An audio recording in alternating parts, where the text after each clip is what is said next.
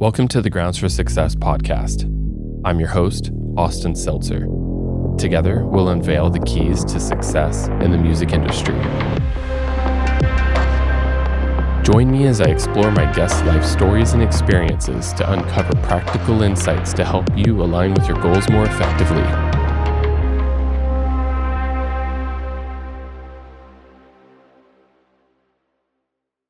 Hey, coffee drinkers. Welcome to the Grounds for Success podcast. I'm Austin Seltzer, and I'm a mixing and mastering engineer with over 10 years of experience in the music business. Today, my guest is Devin Oliver. He's the frontman for the band I See Stars, as well as his solo project called shYbeast. I See Stars began in 2006 in Michigan, and they are one of, if not the establishing band of a subgenre called electronic core. Sounds like, I don't know if everybody uses that term, but it's kind of like a post-hardcore rock band that fuses electronic elements. They, in my mind, are really like the establishing band, so I'm stoked to talk to him about that. I See Stars has honestly been on way more tours than I can count, so I'll just throw in that they played several Warped Tours. Rest in peace, Warped Tour. We love you. So many others, but honestly, you can go and Google. It's kind of ridiculous. They played so many shows. They've released 6 full albums, and I really want to highlight that they dropped 2 recent singles, Drift and Anomaly. Anomaly is on the radio. It's their first track that's been on the radio, so I'm stoked for them. The tracks are awesome. Go check them out. Devin produces, plays guitar, plays bass, plays drums, plays synths. He literally does it all. He does everything.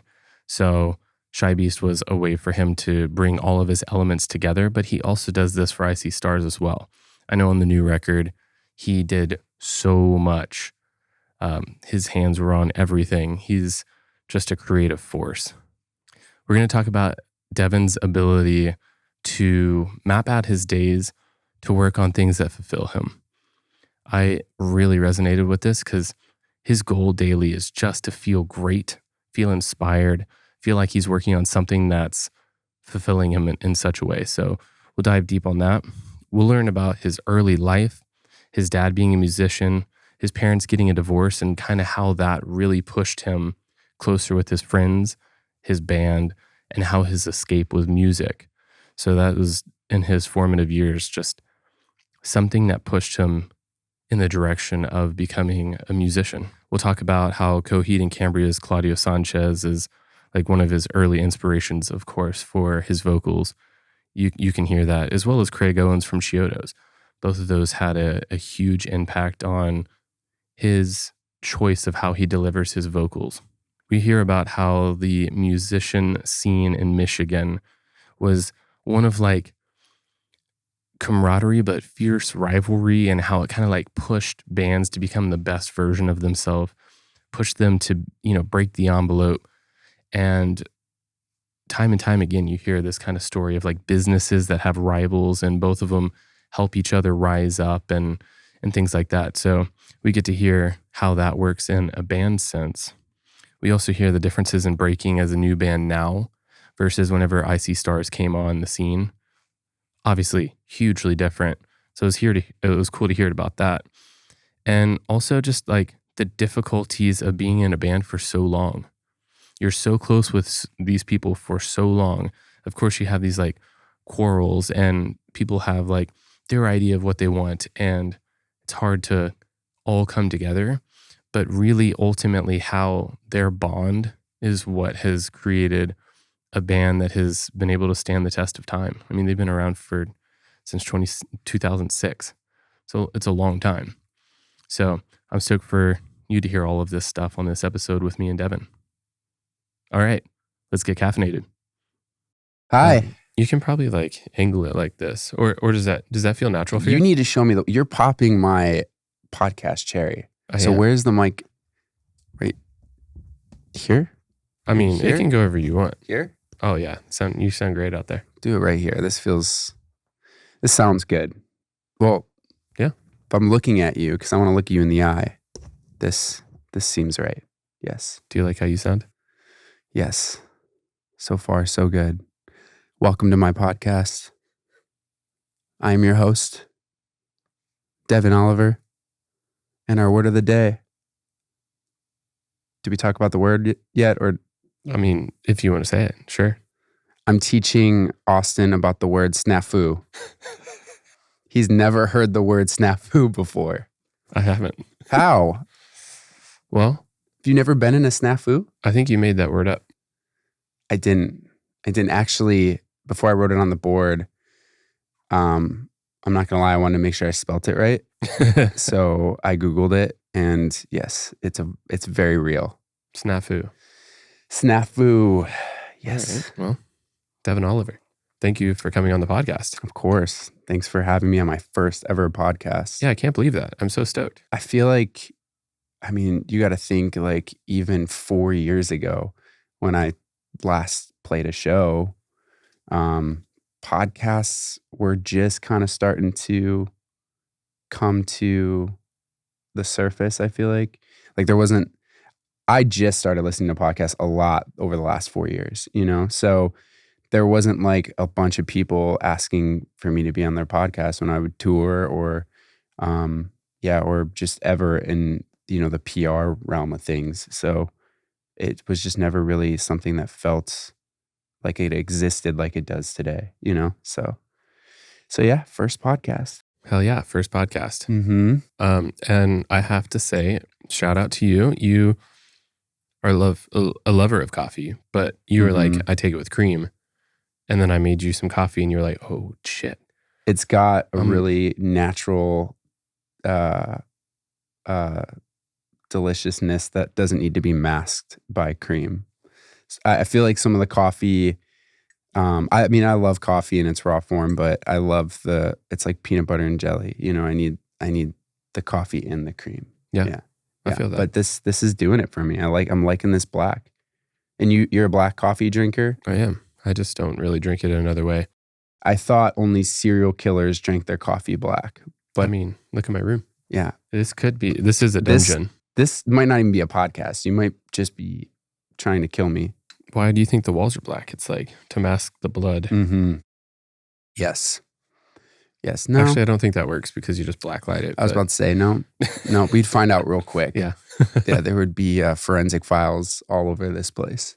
Yeah, clearly not a serial killer. I don't even know that. So yeah, well, I know a lot about you, and you don't have the qualities of a serial killer. I'm glad that I don't match that. Dude, so what does a normal day in your life look like right now? Right now, it looks very different than it did last year. I mean, I feel like my life right now is, even though releasing a record is a lot of work, it feels like right now things are a bit like jazz. Like I'm able to kind of take on new projects, kind of go wherever the wind blows me, So obviously this, but whoever's watching doesn't. I've been building some stuff for my studio and just kind of taking on some DIY projects. And I feel like I really like this kind of calm side of my life where I can wake up and be like, okay, what do I want to do today? What do I want to accomplish? As opposed to, even a year ago, the idea was finishing the record and getting everything closer to the finish line. So every day, whether it was what I wanted to do or if there was something else that I'd rather be doing, it's like it didn't really matter. That's what I had to do, So I think just kind of reassessing right now, like that's just my everyday work right now, is just kind of figuring out what's next. What I love so much about that is, so I just had your girlfriend on, right? Yazzie. Mm-hmm. For those, I don't know which order these are going to be in. Yeah. But I just recently personally had Yazzie on, and her answer was much the same as like, I am really taking life slow, and I'm letting whatever come to me. Right. And now sitting here after having that conversation, I'm very curious which of you is truly taking it slow. Yeah. And then I'm guessing somehow, because you guys are in the same vicinity, like rub off on the other person. Yeah, I mean, it's hard to say which one's taking it I don't think either one of us are necessarily taking it slower. But I think she would agree that um, that if we had to choose, it would probably be her. But I am in like record mode now that we're, releasing music, and some of this music we've been working on for the last 6 years is finally seeing the light of day. So there's a lot of there's a lot of my daily focus goes into thinking about um, how to, um, you know, properly present the visual aspects of this record or these singles that are coming out. So there is a lot of daily work that goes into it, even post, mixing and mastering a record. So yeah, I would say that when I say that my life is like jazz, there's always, I guess there's always like I see stars dancing around, there's in my everyday right now. Yeah. Hmm. Yeah. I mean, for those watching and listening, I mean, we're pretty close. I see you pretty damn often. More And often than I'd like, actually. I mean, I like that you say that things are moving slower and you're able to ebb and flow with projects. Mhm. But I mean, from my perspective, I see you very much as like the orchestrator of all these things going on. And whether it's like actually slower right now because you're not in the production phase of things, man, you're just like, you're controlling so many things that are going on. There's still a lot going on, but you might just have like a calm mind about it, or a more calm mind. I think that I'm really trying to figure out a way to set up my life in a way in which I'm enjoying everything I'm doing. I know that sounds kind of obvious, but it just hasn't been for me. Like my life has not been set up in that way.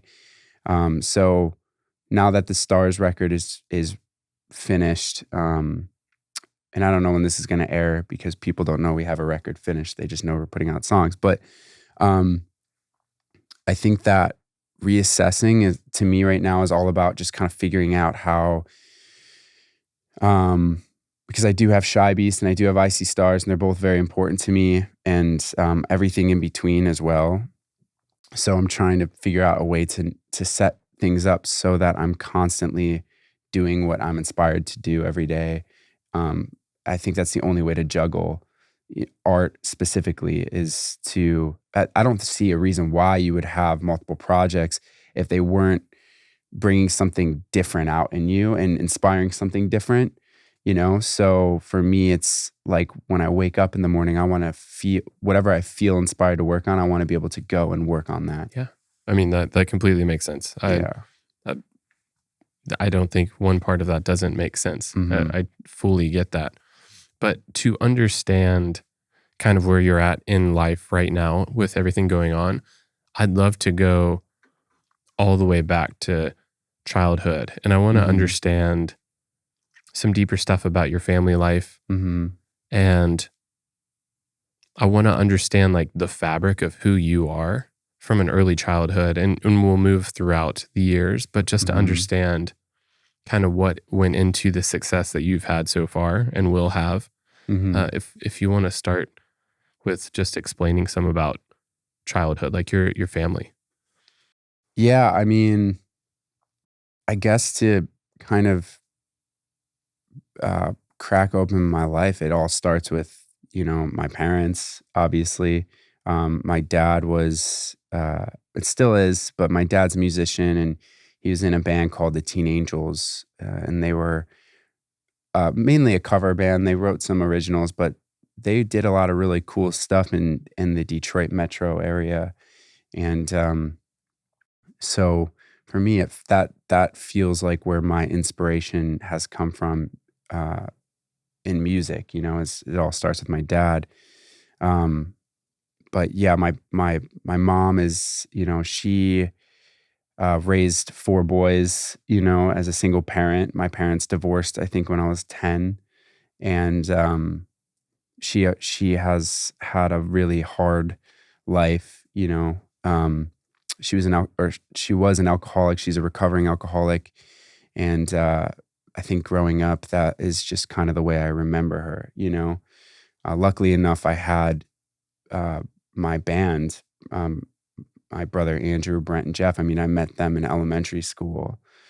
So they were like my family growing up, and our religion was going in the basement and playing cover songs or just learning how to play these instruments together. I mean, we didn't know how to play when we met each other. We learned how to play together, So I feel like that was my reality at the time. It wasn't, I didn't have like a necessarily a family that was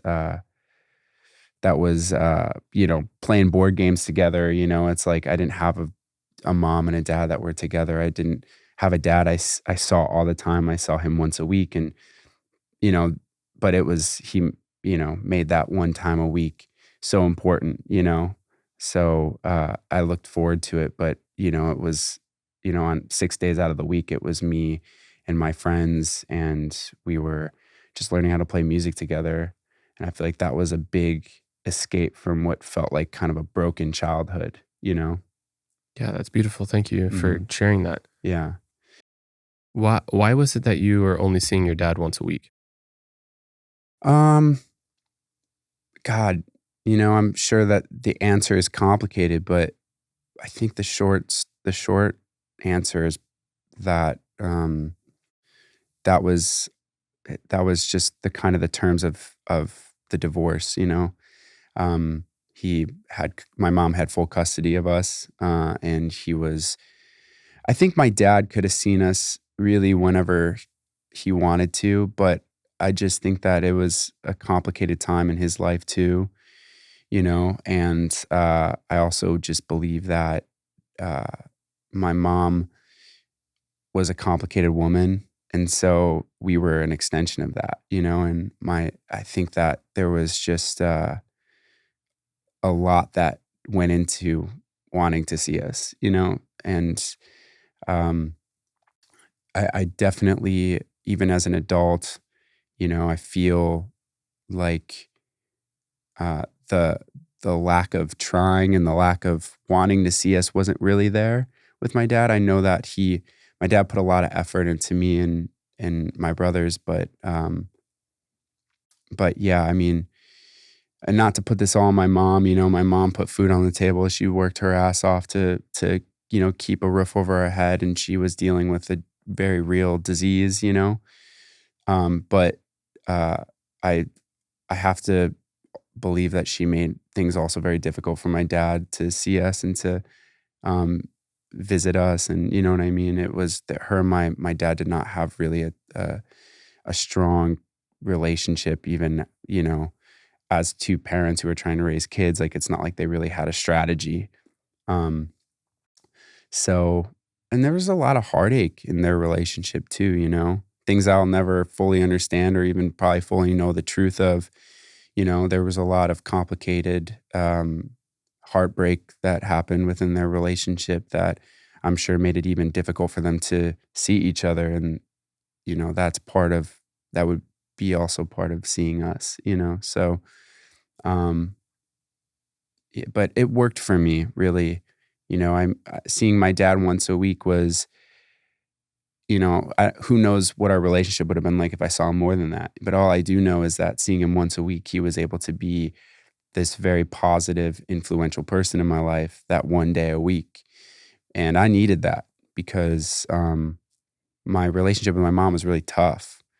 She, um, I think that uh, a lot of the uh, hardships in her life it was very easy for her to kind of look at us and blame us. Yeah. Yeah. I completely understand some things now that I'm gonna ask some questions to figure out kind of how music became your world. And hmm you explained that it was your escape, but hmm I'm guessing growing up, your dad, since you saw him very little, was kind of like your idol. Like hmm I'm guessing that you saw him playing music and you thought that that was a way to escape. Did you get into music because you saw your dad in that world and you saw that as an escape for him? I feel like my dad was like he was really good at keeping his career and him as a father separate. I think the fact that my dad was a musician was like what kind of planted the seed, but I don't necessarily think it was the water that made the plant grow. Like I feel like for me, it was a lot of what I was listening to at the time, you know, and that what I was listening to was constantly evolving. I mean, I started off listening to a lot of punk music. I listened to a lot of Blink-182 and Green Day, but eventually I'll never forget my oldest brother Mike. He showed us a Warped Tour CD. I didn't even know what Warped Tour was, and I remember hearing a Coheed and Cambria song, and I was obsessed with it. And I don't remember exactly which song it was because I shortly after started listening to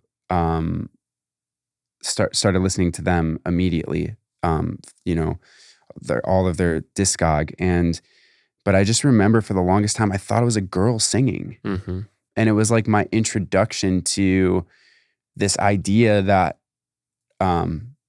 like a man can have that like that kind of voice. That was that introduction to me, and that's when I knew that that's the kind of singer I wanted to be. And I knew that at a very young age. I think I was 12 or 13 when I heard my first Coheed song, and that brought me to so many different artists. chYbeast being one of them. Coming from Michigan, they were a Michigan-based band, and watching them kind of start to, I saw them at a Knights of Columbus, 75 cap room, and then they became this huge band that inspired a whole generation of post-hardcore, bands. Yep. So the seed was planted by my dad, but I feel like the plant grew and was watered and nurtured by a lot of my inspirations. And I think that my band kind of followed that inspiration because we started off covering Weezer and Blink-182 and Death Cab for Cutie. And, those were the songs we grew up covering and learning how to play our instruments. But when we started writing our own songs, it was very much inspired by bands like Coheed and Cambria and chYbeast. So, but yeah, to go back to my dad, I mean, I would say that after the plant started growing, when he started seeing it grow, he really helped, give it sunlight, and I'm using this analogy, but like, he was the one who put mics around us and started recording our songs for us. And even though they sounded like shit, he allowed us to kind of hear ourselves and learn from that, and was just a whole lot of, feels today like a whole lot of happy accidents, Yeah. How old were you whenever he started putting mics in front of stuff? I think the first time we recorded an I.C. Star song, I had to have been like 12 or 13, something like that. That timeline's a little foggy in my brain, but Is that what you guys were going by at that age? So at that age, the first name we had was Stating the Obvious, and but we were still covering, songs at that point. We were covering like Fall Out Boy, and we were learning how to play our instruments, But the first time we ever played a show together with our original songs, the night before that show, we had to think of a name, and we sat at a park by our house for several hours, just throwing names at the wall, and was waiting for something to stick. And I remember, as kids, like the one thing we really wanted was we wanted it to look cool when it was written on your hand. And I don't know why, but that was just so important to us. So all of our hands were just inked up with pen, and we landed on I.C. Stars, and the rest is really history. But yeah, I mean, we've had that name since I was 12, so it's been 11 years. Yeah, whenever you mentioned Chiodos, it just made me realize that somewhere around there, is that how you met Nick Martin, who's um, obviously he was in drugs. He also is on Mhm. some Chiodos records, Yeah. but now he's Yeah, God, I forgot the band that Nick Martin was in. He was in a band.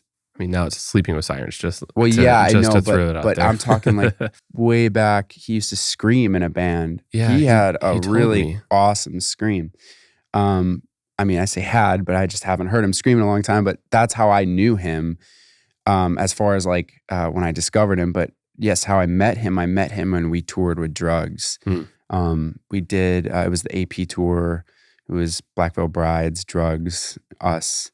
And yeah, he was really kind to us and just a really nice guy. So yeah. Yeah, I had But to shout him out. I love that guy. He's so yeah, nice. really nice guy. Always been the same dude. I just remember us really, really connecting with him, but I haven't really spoken to him much since. But yeah, I was a huge fan of him before I met him. But I was a fan of him for reasons that I'm sure a fraction of the people that are fans of him now don't even know it exists. But I cannot remember the name of the band that he screamed in. So good. Yeah, and Put a little font here. We'll figure it out afterwards. yeah, he It's told pretty me the cool. band, and I didn't I Hmm. didn't know, but it was a local cool like. Yeah, it was local, but man, it was so cool. He had he had like a really unique way of screaming. I remember that's what I really loved about him. But yeah, super talented guy. All right, so Nick Martin, me and Devin love you. We were having a brain fart moment. Um, I'm just gonna insert here. Obviously, um, Undermined is the band that we just could not figure out. So I'm gonna insert that here, and let's get back to it. Hell yeah. Okay, so you're like 12 or 13, and you Hmm. just start recording your first tracks, and you play your first show. I Tell me some about like that age and how you guys like came together and to actually make something that you is like tangible and you could put out. Yeah, dude. I mean, it's so crazy when I think about that era of my life because the era between 13 and 15, like, could have been 10 years, because it just feels like such a strong era of my life and just such an inspired time. It was definitely our gateway into playing shows and kind of forming a community and really uh, becoming the band that got us signed, because a big part of our journey was building a local fan base. And there were so many tools I know there's so many tools today, but the tools are so obvious that it's very saturated. Whereas back then you had some underground tools, but they weren't as like, mainstream. There was like Pure Volume, and obviously MySpace, but there were also these ways of figuring out who the biggest local bands were. Like I think Pure Volume, you could search like what bands were the biggest in your area that are signed and unsigned, you Oh know? wow, I didn't know that. Yeah, it was really, really cool because not only was it a great way for you to discover artists, and I was discovering tons of unsigned artists at the time and constantly doing research and constantly trying to there was a competitive nature to it, of course. I wanted to know like who we were up against. I mean, and I think that it was like a healthy competitive nature because it always made us want to be better. You always wanted to be number one on that unsigned Michigan list. And but we had a lot of strong competition. I mean, we came as Romans from Michigan, and I feel like uh I feel like they're a big reason why we improved as a band. And I'd like to think I could say the same for them because we were feeding off of each other's energy when we were growing up. We were all friends, but there was a competitive nature to it that was healthy because you just, we would see them do something and we would get inspired. And, I would think that they would see us do something and they would get inspired. And it was constantly like we were growing together. It was like you need that healthy competitive nature to grow, and we were really lucky to have such a strong Michigan music scene, local music scene. But yeah, I mean, 13 to 15 was great. There was also a lot of really great local venues. I remember at the time to play some of the bigger venues, like I remember there was a theater called the Emerald Theater, and I'll never forget booking a show there because in order to play, you had to sell sell physical tickets, and if the ones you didn't sell, you had to pay for. Yep. So they would give you like 200 tickets at $10 a pop, and you would have to go and sell them. And that was the only way you were going to book a gig at the Emerald Theater. But over time, there were these venues like there was this one called MySpace Cafe. There was a venue called GameStop 360 or something like that. Anyways, and then there was like the Hayloft. There are all these like kind of local venues that were opening up that were like 300 cap rooms roughly if you're cramming people shoulder to shoulder. But they just were just letting anybody come in and perform, and we got into a routine of playing MySpace Cafe. And at the time, MySpace Cafe was an internet cafe. You just went and played games and surfed the internet, back when people didn't have their own computers at home, Mm-hmm. And so we played MySpace Cafe, and we ended up selling this place out like every weekend to the point where they're like, hold on a second, we're making more money putting on shows than we are having people come and use our computers. So they ended up moving from this small, dinky internet cafe building to a more music venue. And it was called MySpace Cafe. And we ended up playing this place like at least once or twice a month. And it was selling out every single time. And it wasn't selling out because we were this amazing band. It was selling out because we helped cultivate like a little community of people that loved to go to our shows, because there was hundreds of like-minded individuals that were kind of starting to get into this post-hardcore scene that was creeping up. And eventually MySpace Cafe ended up booking like Devil Wears Prada, Chiodos, August Burns Red, A Day to Remember. They lived on to book some really big shows, and they would always put us on these shows. And I'm telling you all this because it leads to how we got signed. Ash at Sumerian was catching Wait, wind. I want to pause you real quick. Yeah. We'll go right back into that. Yeah. I want people that are listening and viewing this to like really understand if they're artists. I still think that is the way you have to do it. I really want to be vocal about this because I've had many artists on and I talk to them all the time. And if you just pop on TikTok, it's incredibly difficult to get that popularity to move over to Spotify and have streams. Mm-hmm. But it's even more difficult to get people to come out to your show. Yeah. It is so incredibly tough. I've worked with people that absolutely have popped on TikTok, but live, you may get 50 people or so there. For sure. I mean, it's the real reality, but building a very dedicated fan base from the ground up, just moving slow and methodically like that. I work with this band, Beauty School Dropout, and I really love them. Mm-hmm. And I had Bardo on, he's the guitarist, but he's also a producer for the band. And they did the same kind of thing. They played little local pop-up shows that would just continuously sell out over and over and over. And they built up a fan base. And now, I mean, they just got off a tour of Blink-182 and Turnstile, kind of ridiculous. And now they're overseas doing 2 other tours. And I'm just making a parallel that I still think, at least for rock, like at least in the rock space, you have to build that dedicated fan base through organic means. It can't just be views on TikTok. Yeah, I mean, man, I think that goes for any genre. I mean, even, watching artists like in this electronic renaissance that we've been in for a very long time, like watching DJs like cultivate events in Detroit, and that's really how they became these big, artists is, creating this event that was bigger and bigger every week. And then, eventually it spread like wildfire. It's like, I think that it's hard for me to relate to what it means to be a new artist today.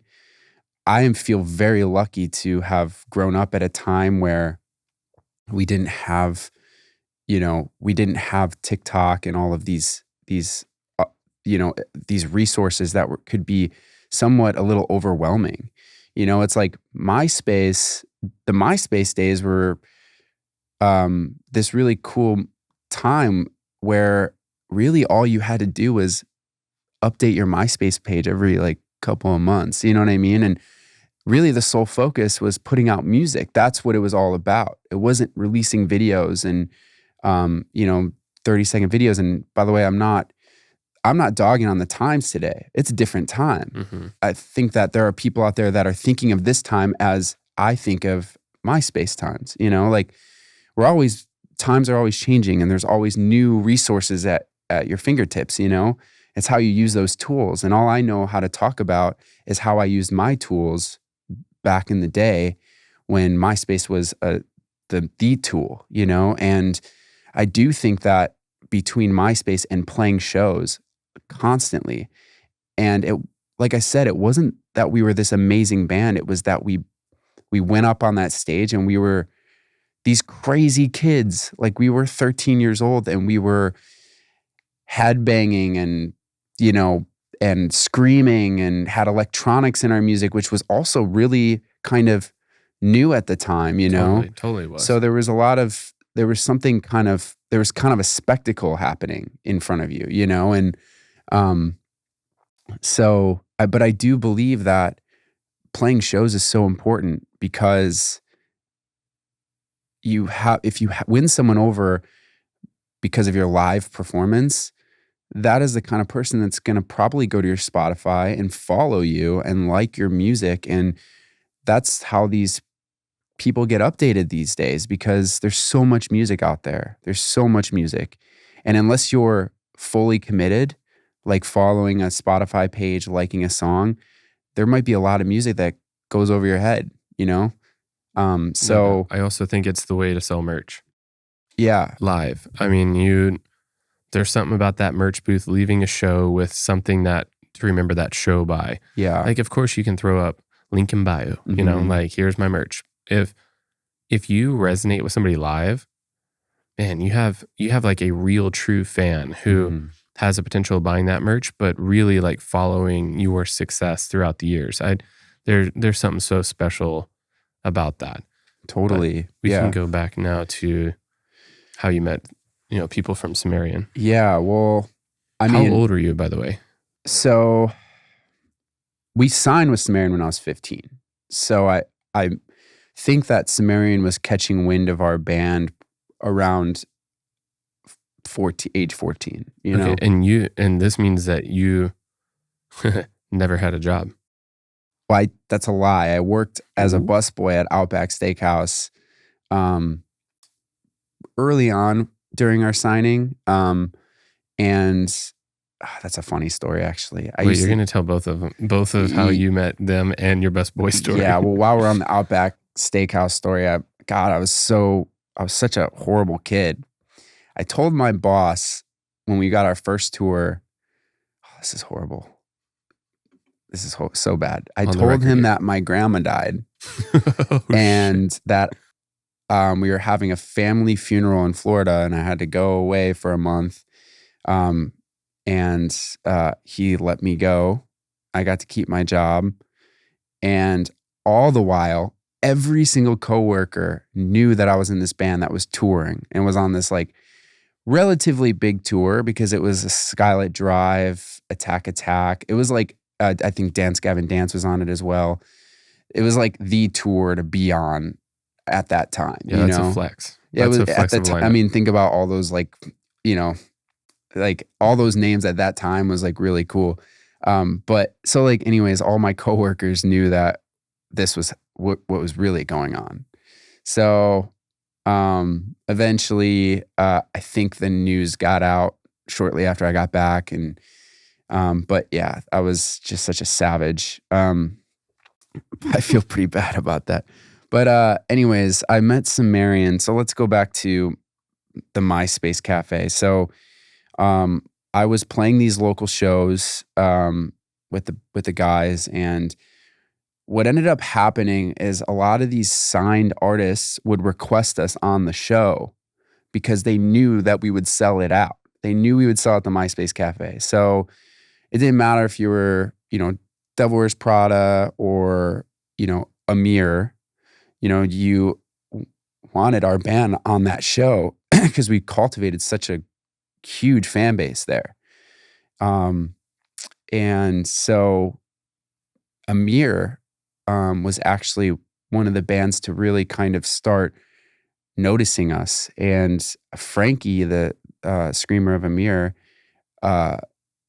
we started kind of forming a little bit of a relationship with those guys, and he had a relationship with Sumerian. And I believe Ash booked Amir at the time because Ash was a booking agent as well. And so Ash just kind of started keeping tabs on us. He reached out to my guitar player, Brent. They stayed in touch, and eventually that led to a contract. And at the time, we were talking to Victory Records. We had a few other record labels that were sniffing around. But there was something about Sumerian that felt really wholesome.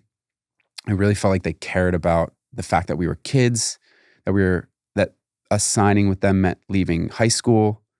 And that was a really big problem for a lot of our parents. I remember there was a huge parent meeting between the band's parents.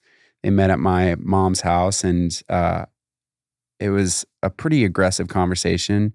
But eventually, all the parents said yes. But my dad, being the musician, knowing what this life looks like, said, hell no.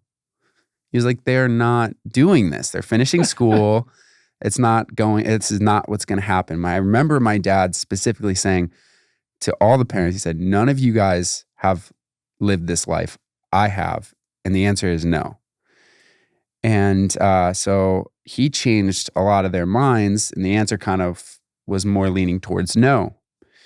And then Jeff Cohen, who is a investor in Sumerian, he's a co-owner, and I remember him calling the parents and talking to them. And he's a great guy, and he's a father.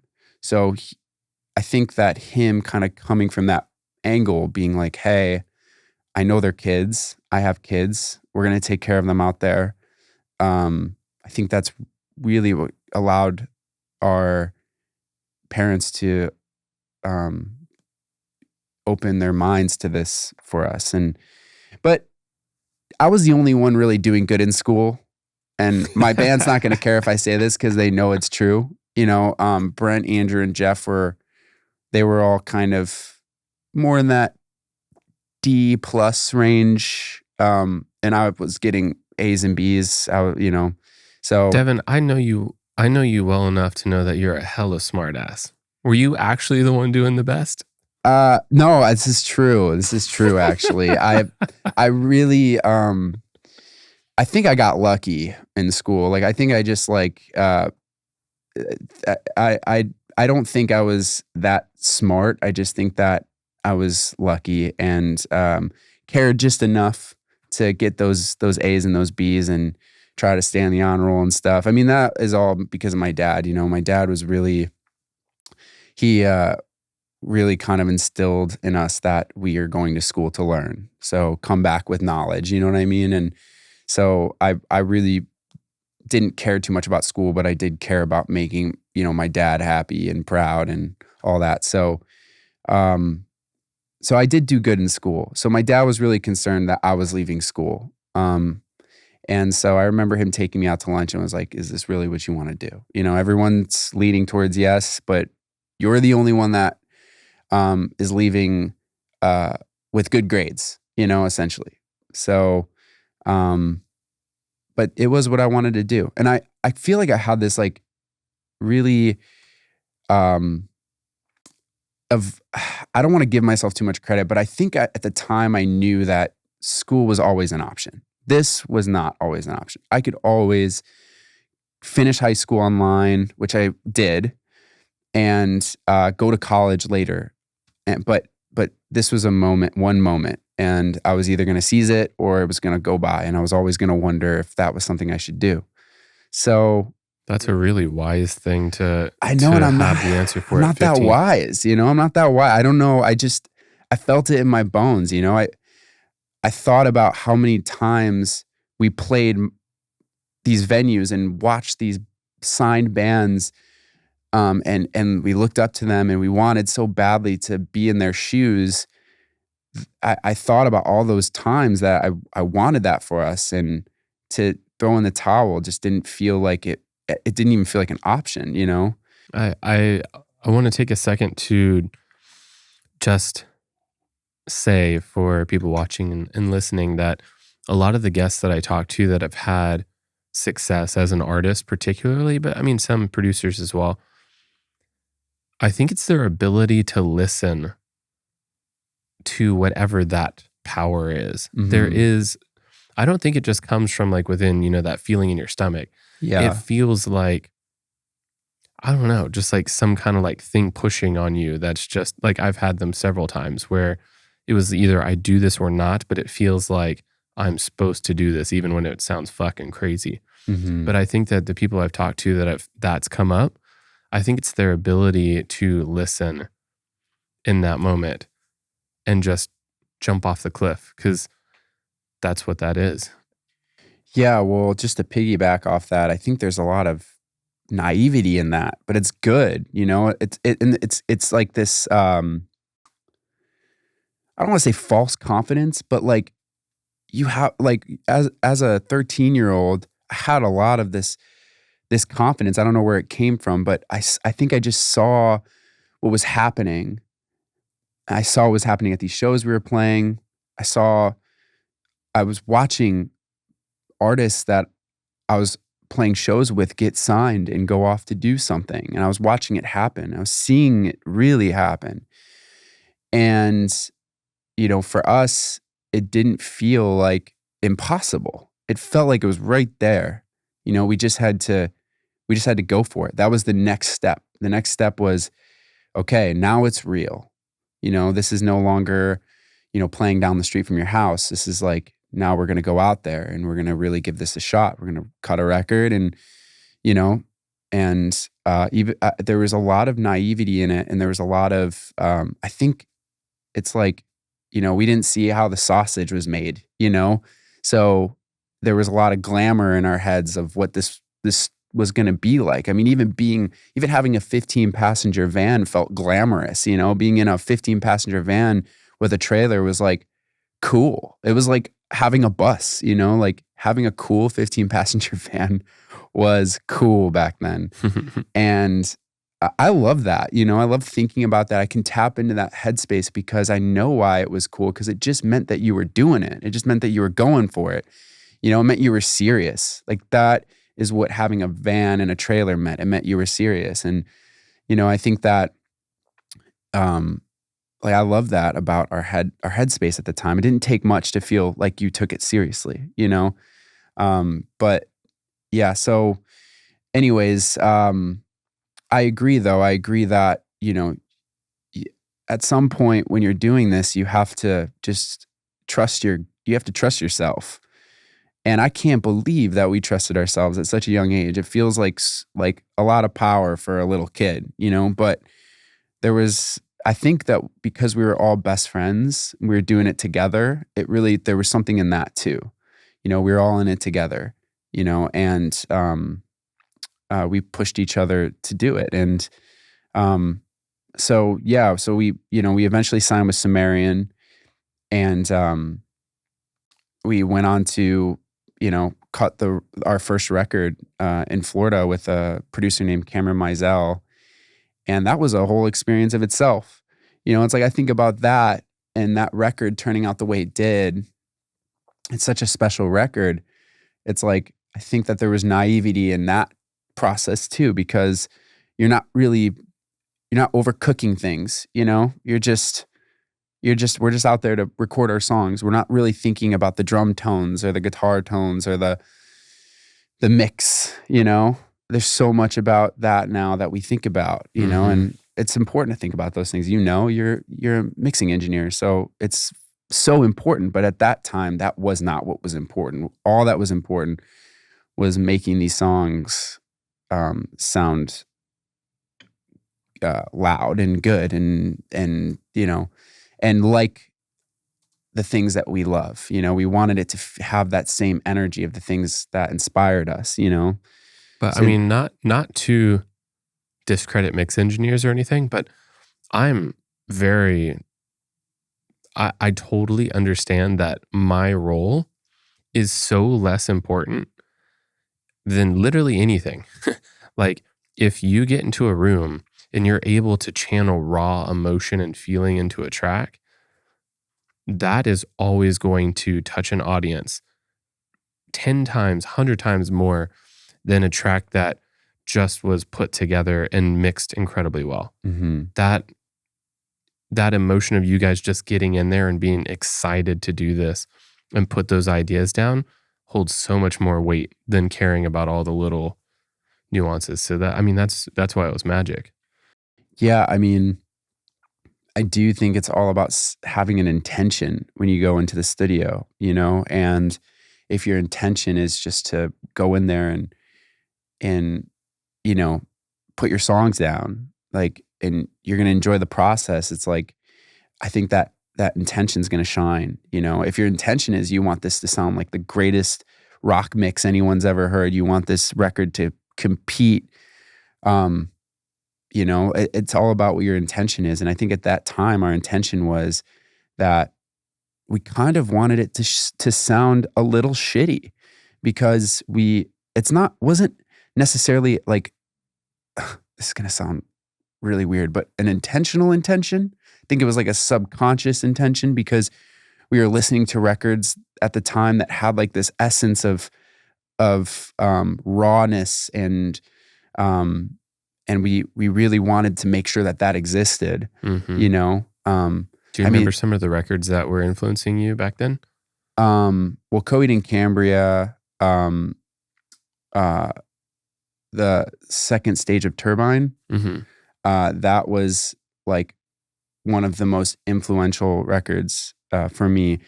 But it's hard for me to name record. So my brother Mike used to burn CDs, and we used to have a whole booklet of just burned CDs. I remember those days. And I talk to Yazzie about this all the time, because I'm just like, I could sing you songs and tell you the songs that I love by artists, but back in that era of time, I couldn't necessarily tell you the records that inspired me, you know? But I'm the same. I could sing the transition going into the next song before it would play. Yeah. But I wouldn't know what record it was, because LimeWire or Napster or any of those things where I was just pirating music back then. But there are some, obviously Bone Palace Ballet by Chiodos, like there was a lot of like, and Jason Hale, their guitar player, you know, like he had this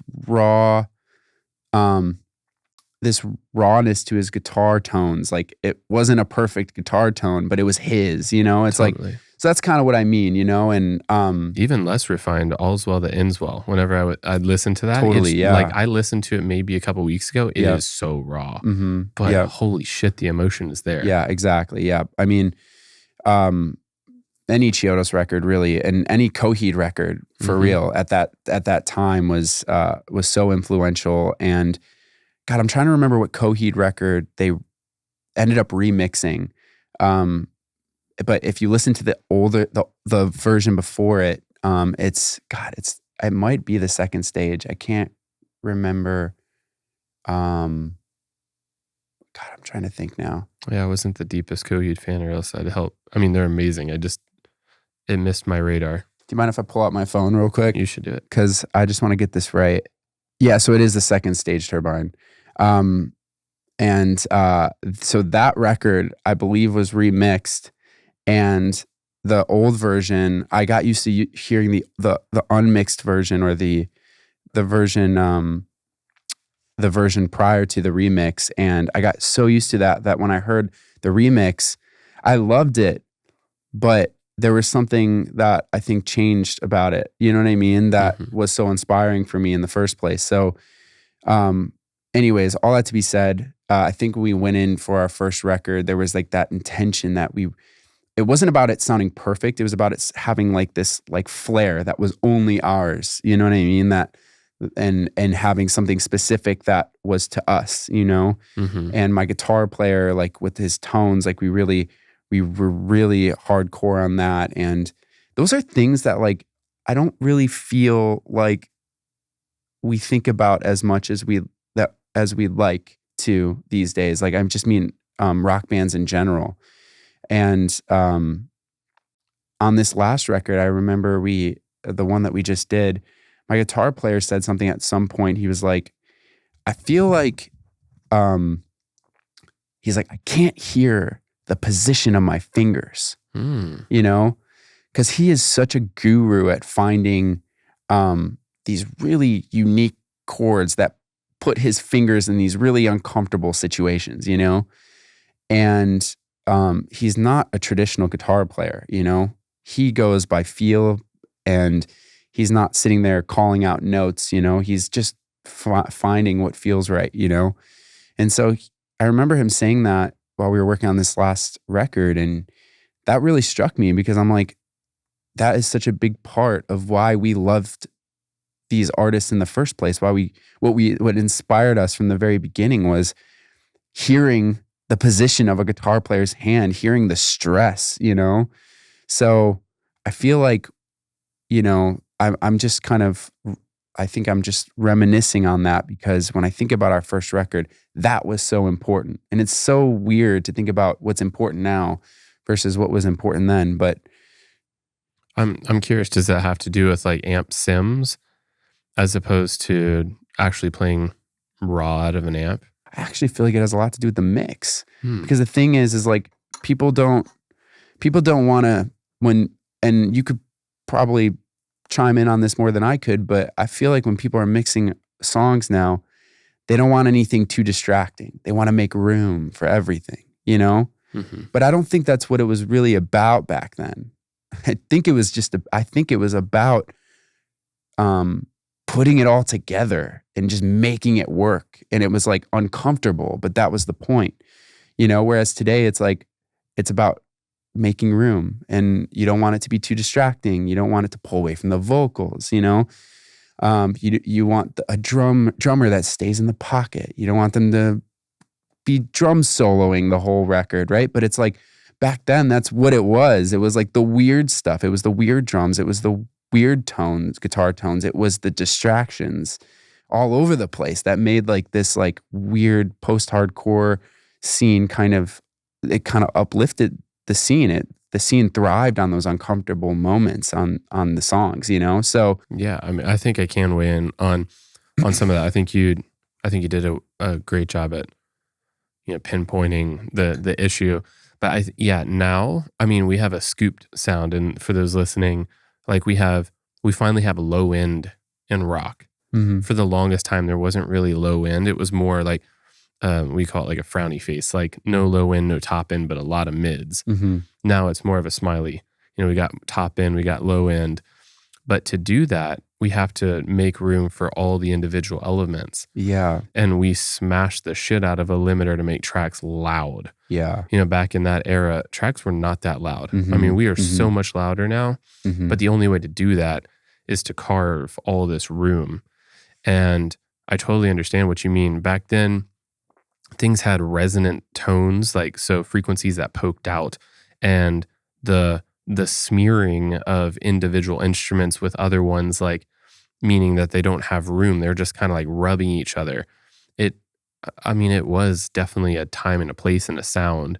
And then on top of that, everything was probably mixed on a console with outboard gear. And you have to print the mix in real time. You press play and you print it to either tape or to Pro Tools or whatever you do. But, you know, now most people, seem to mix in the box. Mhm. And there are totally people who are outside the box, but very, very few mixers who are still on a console. Yeah. It's the guys who have big studios that can still house a huge console.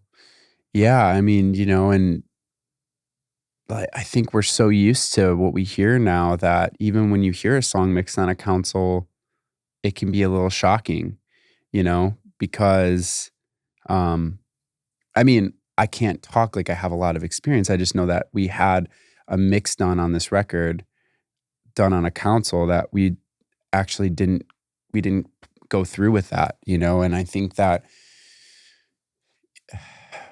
it even just talking about it is sad because it makes me realize like, how we've kind of strayed away from the path a little bit of like, I think just rock music in general has strayed a little bit from the path of why I loved it in the first place. It was this really rare moment in music where there was something childish going on in rock music. It was rock and roll. It was, but it was like the post-hardcore version of that. And I think it's kind of seeing the light of day again.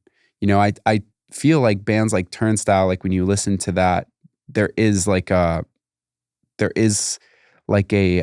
childish like feel to the music that really makes me think of like Weezer and like, some of that raw shit that I grew up on that made you, you're not thinking so much about the mix. You're thinking about this band in a garage, like playing, you know what I mean? So I think it's kind of surfacing again, which is really exciting. No doubt. And also, I mean, you guys have a lot of low end. There's a lot of low end stuff going on. Bass drops, 808s, different like just really heavy sub parts to your bass. Totally difficult to run through a console and get the oomph that you need. I mean, because it's loud music For sure. and it has low end. So it's just like something that had to evolve. Yeah, for sure. And with that evolution also came touring because we started to realize touring more and playing playing outside of our comfort zone, which was Michigan, we started to realize like, and it kind of wraps us back to what we were first talking about, playing live shows and why it's so important, growing a core fan base. But I also think that playing live shows is so important because you start realizing what's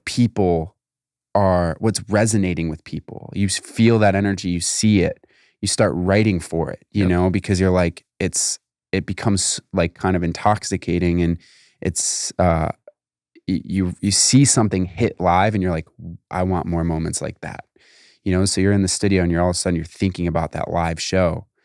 And, I feel like that was a big part of the evolution of our music as well, not just in the studio, but also on stage and starting to, play we were playing like venues like the Foo Bar in St. Louis and, these small venues that were shoulder to shoulder, but it didn't matter if people were uncomfortable. A part moved them so much, there was no choice but to make room, and when you've seen those moments live, it really kind of makes you want to, you want more of those moments, it kind of becomes a little bit of an addiction. Absolutely. I've always thought, I'm going to make a parallel to electronic world, which I know you're very into, and we'll talk about that at some point. But like, what a cheat code to be on tour. I mean, either as a DJ or as a band, and get to play your songs live while you're working on them. Oh my God.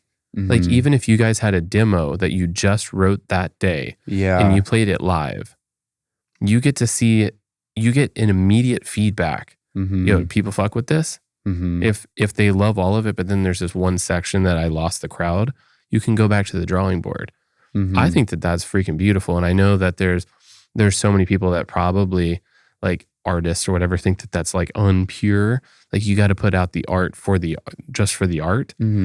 But if I were in your position, the art is making people move. In my mind, I want to make people feel a certain way. And if I could see immediately if they're resonating with it or not, I would make a change. So I think that makes total sense to me, that you would want to write music to move people. Yeah, I mean, I, I agree. I mean, but it is whatever you want it to be, you know? But for me, it was that. For me, like our, you know, especially, you know, if you're moving on to like the digital renegade new demons era of our career, which is our third and fourth record, it's like that was a lot about what the fuck is going to make these kids lose their minds, you know? Like what like I remember I was showing a couple friends of mine who I met because they were fans of our band, but they've become really close friends of mine. But I love showing them new music because I feel like I'm going to get some serious raw feedback from them from a fan's perspective. And there was a time where I showed them a few new songs and they're like, you know, I keep waiting for that moment though. You know, you guys always have that moment that is just like I can see myself uh, experiencing it live, and I just haven't heard that yet. And I was like, Hmm. ooh, I like that. I loved that feedback because I was like, you know, that is what our band has always been about, you know, is creating that moment where live it's gonna go off, you know? So, anyways, I feel like playing live is so important for so many reasons. But yeah, I've never played a song that we wrote that wasn't finished at least being recorded. You know, I've never played a demo live in our career since we've been signed, you know, Mm. but I do know that DJs get to do that a lot. Like Yeah. they'll write a song that day and they'll be like, I'm going to drop this and not just see how it goes over, but see how it sounds live, you know? So I really think that that's a powerful tool. But I do think though that we what we are trying to do right now is release some songs and see what the feedback is. And we have all these other songs that are finished, but based on the feedback, we might go back in and change a couple things. And like, Mm. you know, um, that's the best we have right now as far as like playing live. It's like letting these songs go live and seeing what happens, and then not being afraid to, nothing's finished until it's out. That's been my mindset, you know, Mm. with this whole process, this new era of our career. It's like, I want to learn from our releases. And I want to like continue to sculpt these songs. And like, you know, I don't want to write these, I don't want to work on these songs like they're going to be played at my funeral, but I do want to, I think I just want to be open to moving things around until they're ready to be out. And then when they're out, it's like, you know, you're making peace with whatever the results are at that point, you know. But I think that's the closest I have to like playing a song live before it's out is just learning from your releases and continuing to mold the songs that haven't been put out yet, you know. Okay, so we've signed a record deal. We've gone on some tours. We've Mm-hmm. recorded some music. Mm-hmm. I I want people to understand, like, because so far all of this sounds. It sounds like it's been pretty easy. Like it's just like Mm-hmm. naturally come. Mm-hmm. Mm-hmm. Which whenever you are like 12, 13, 14, I mean, you grew up in a difficult household and that Mm-hmm. wasn't easy. And I have to think, you know, that that's why you went into music to escape some of that. Mm-hmm. But then, I mean, you guys are playing local shows after local shows and you're just killing it. Like that's awesome. And then you started playing with big acts and then you signed a deal and you go out on the road. Tell us some like hardships that you Yeah, had to go through so that, you know, people understand like all of this hard work does pay off, but it kicks you in the ass while it's happening. totally. I mean, I think the biggest hardship that comes to mind is just being in a band in general. Um, because, you know, when you're a kid, um, and you're just having fun, there's not really the pressure of, you know, what this needs to be, you know, or what, you know, it's really just whatever it is, and that's cool, you know.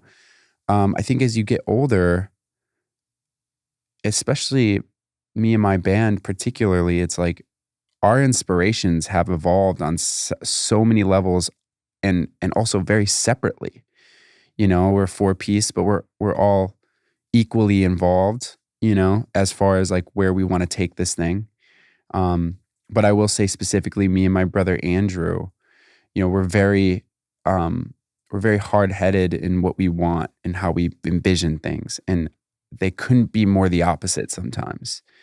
And it's been something we've dealt with our whole career, and it's very tough, and I think that it leads to a lot of moments where you question whether or not this is aligning with you anymore. Like, and this band has put me through that ringer a whole lot. Me being like, is this this band representing what I want to be as an artist, and at the age that I am right now. And I feel like my brother Andrew has a lot of very similar thoughts. But the silver lining is that when that moment happens, when you write something, when you all agree, you're like, this is that song. This is doing it for all of us. It's like such a special moment, because that over the years we've all kind of drifted into our own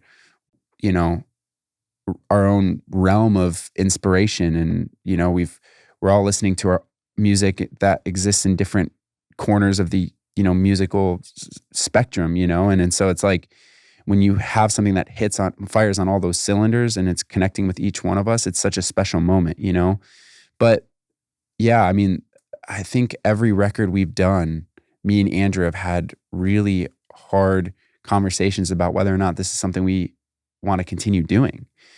And a lot of it is because we're brothers and we want to protect that brotherhood. And sometimes these disagreements can be so catastrophic, and it can push us into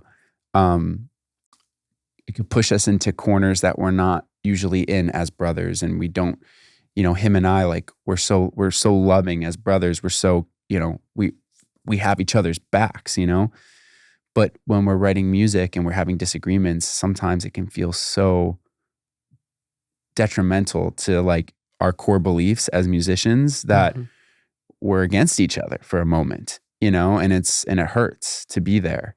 So I think we've had those moments with every record, and it's even something that we have till this day, and we could be talking about merch, we could be talking about music videos, we could be talking about, what the future looks like, what bands we want to tour with, all of that. We have those kind of moments, and but I think what has been something that exists now more than it ever has is that there is just this really deep respect for our relationship and our love for each other, that it trumps anything.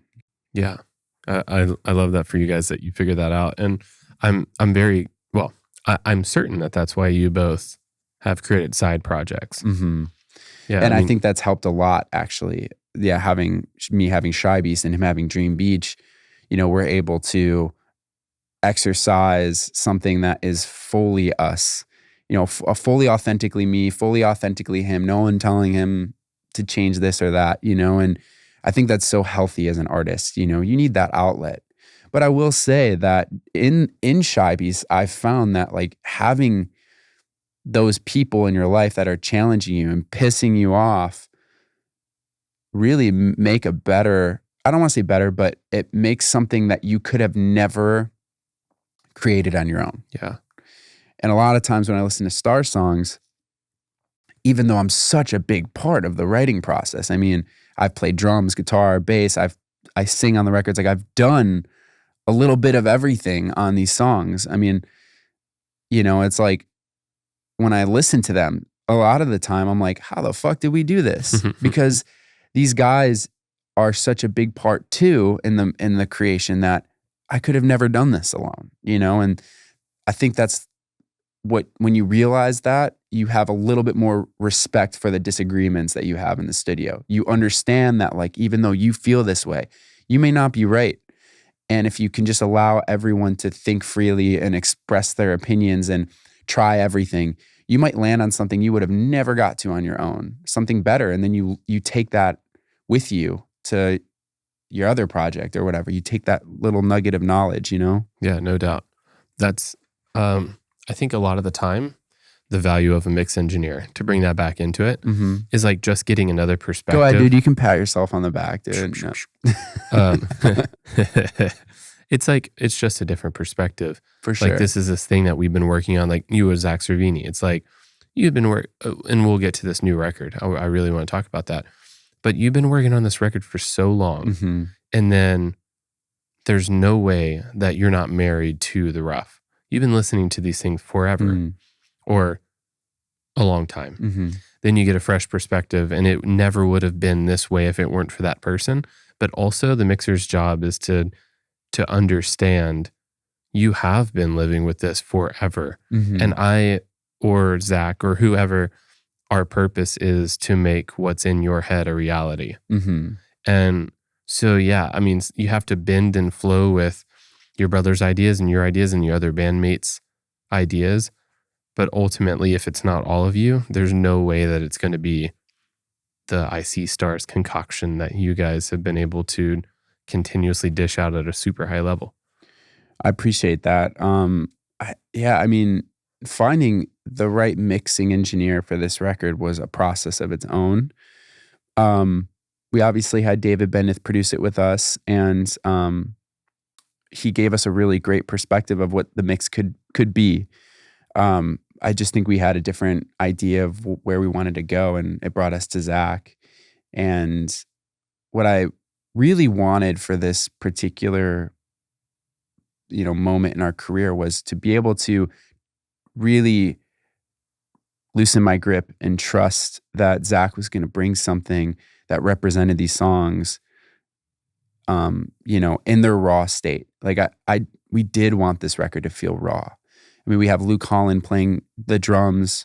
We didn't want to throw drum samples all over the place. We really wanted you to hear Luke playing, Otherwise, why do you have someone like Luke playing if you're just going to sample everything, And I think that Zach really respected that.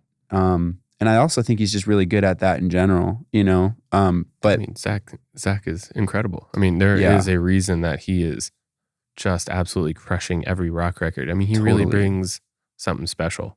I also think he's just got this really, really pure way of respecting the artist and just really wanting to be. He is such a collaborator, and I think that's kind of what makes every single thing he puts out feel a little bit like a snowflake. It's very unique to the artist because he's open to being like, I want to know what you want. I want this to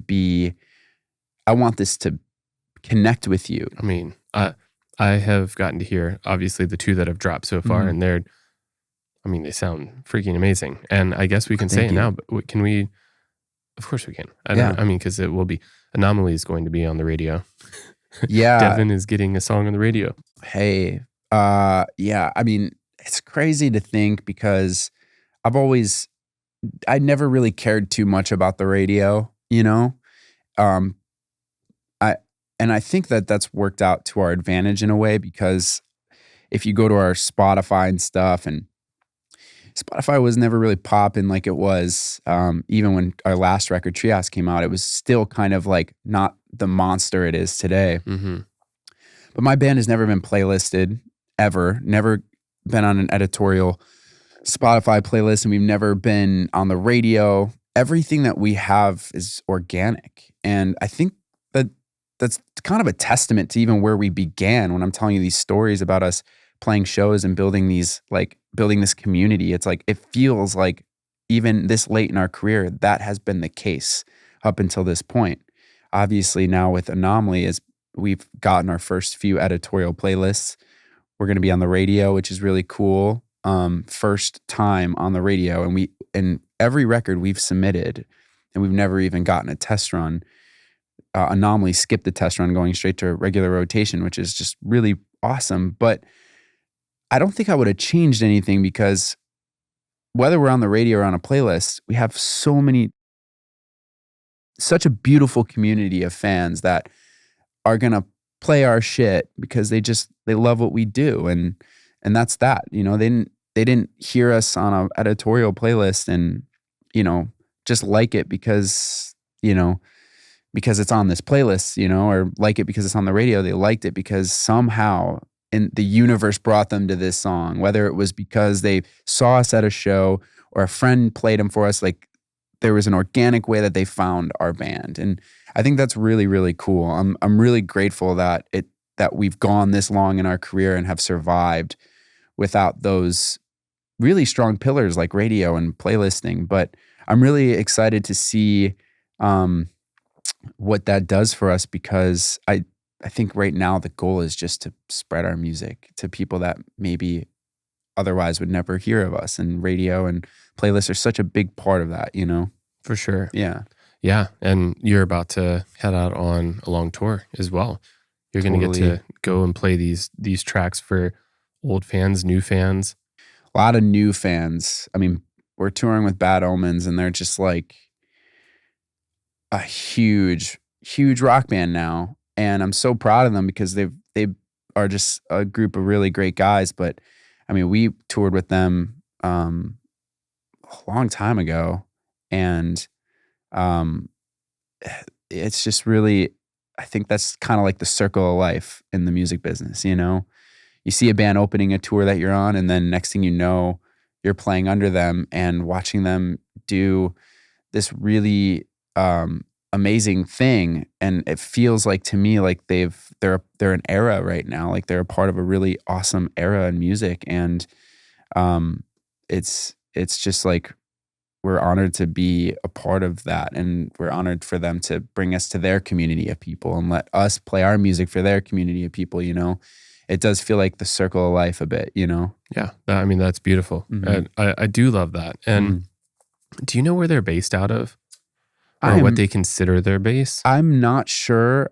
Like, I want to say Texas. Yeah, I want to also. That's why I brought that up. I want to say Texas, but I want to say Texas because I believe I feel like they're drummers from Texas, but I'm not entirely sure. I couldn't say for sure, but yeah, I don't. But yeah, I feel like it's either Texas or somewhere. It's like somewhere in the South. Yeah, I asked because I feel like it was Texas, but I'm from Dallas. They're probably obviously. from Finland or something. No. Yeah. On that note, I'm trying to figure out. I've seen you guys play live before, but it was whenever I was younger. Do you know? Can you remember the times that you went through Dallas? So Dallas is usually, we play like the House of Blues, but then we'd play like San Antonio. We'd play like the White Rabbit was a big one. But Dallas, I feel like there's another venue we played in Dallas that was pretty big and it was pretty cool. But the funny thing is like, after all this time, a lot of the venues start to look the same. Mm-hmm. But I want to say you guys were on Warped Tour. Yeah, so Warped Tour obviously is outside. Yeah, but it would have been at Fair Park. Yeah. So we've done Dallas Warped Tour 3 times. So yeah, I definitely saw you guys on Warped Tour in Dallas. Did you ever play the Plano Center? Because that was kind of a place that the Plano Center. Yes. popped off a lot of that. See, if you say the name, I'll be like, I'll know it when I hear it. So yes, we have played the Plano Center. You know what's really good at this is my guitar player, Brent. Like, he'll tell you what color the walls are in a venue. I swear it's, and I'll walk in, I'll be like, Brent, have we played here? He's like, yeah, we have. You don't remember that one time we played here and then we got, chicken fingers from the place down the street. And then we went and got, a coffee from, I'm just like, dude, how are you doing this? If I could have one superpower, I would want that. I would want my guitar player Brent's memory for music venues and stuff like that. Yeah. Wow. Fuck flying. Yeah. Just give me the memory. Just the memory. I just want the memories. That's funny. Yeah. So that would have been a Mike Zemer event, right? And Plano Center kind of popped off. That was like the epicenter of the Dallas like hardcore, metalcore, post-hardcore, whatever South scene. by So What Dallas. Mhm. Yeah. So That's also we Mike. I mean, Mike he's supported our band for a long time. So he's always been bringing us to those festivals. And spoiler, we're actually going to be playing that festival again. It's actually, what's funny, we do the Bad Omens tour. It ends in Dallas on the 13th of October. The 14th of October, we play South by Silhouette in Dallas. Yeah. Okay. Yeah. So we'll be playing that for the first time in like 5-6 years or something like that. Shit, I may have to go back to Dallas. Yeah. Walk down memory lane. That sounds fun. Yeah. Okay. Yeah. You can catch 2 shows. I can catch 2. Yeah. And Vegas. 2 for the price of 1. I want to do Vegas. You do not want to do Vegas. Vegas is oh my God. Yeah, Vegas is Vegas, dude. Vegas is Vegas. That's all I'm gonna say on camera. Okay. Vegas is Vegas. Vegas is Vegas. Actually, come to Vegas. Come to Vegas. Just don't be prepared to come back home, period.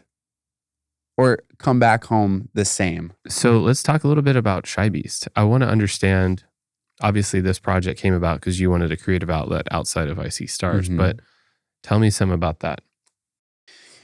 Well, I've always had a heavy hand in like the electronic aspects of our music, you know? And this was just kind of a way to, really shYbeast started because there was a lot of songs I wrote for the band that just didn't necessarily work.